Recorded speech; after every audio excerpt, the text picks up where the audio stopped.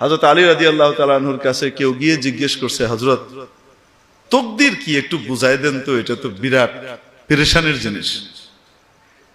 এই তাকদীর বুঝতে গিয়ে তো বড় মুসিবতের ভিতরে পড়তেছি, কারণ আল্লাহর হুকুম ছাড়া কিছু হয় না। আল্লাহ সাহায্য না করলে নেক কাজ করতে পারবো না।